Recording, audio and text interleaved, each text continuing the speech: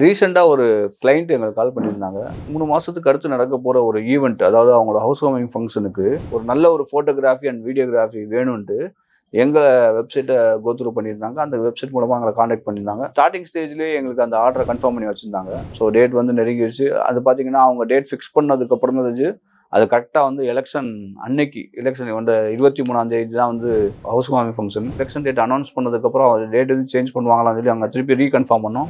இல்லை நாங்கள் as it is நாங்கள் ஃபிக்ஸ் பண்ண மாதிரி நாங்கள் எங்கள் ப்ரோக்ராமை நடத்திடுவோம்னு வச்சுருந்தாங்க. அதே மாதிரி எங்கள் டீம் வந்து இயர்லி மார்னிங் 3 o'clock வந்து டீமோட நாங்கள் போயிட்டோம். பார்த்தீங்கன்னா நாங்கள் தான் ஆக்சுவலாக ஃபஸ்ட்டு அந்த வீட்டுக்கு போகிறோம். நாங்கள் போய் தான் அந்த செட்டப்லாம் பண்ணோம். ஸோ அதுக்கப்புறம் ஐயர் வந்தார். அதுக்கப்புறம் கிளைண்ட்டும் உள்ளே வந்தாங்க. அதுக்கப்புறம் அவங்களோட ஃபேமிலிஸ்லாம் வந்தாங்க. ஸோ ப்ரோக்ராம் நல்லபடியாக நாங்கள் எடுத்து கொடுத்துருந்தோம்.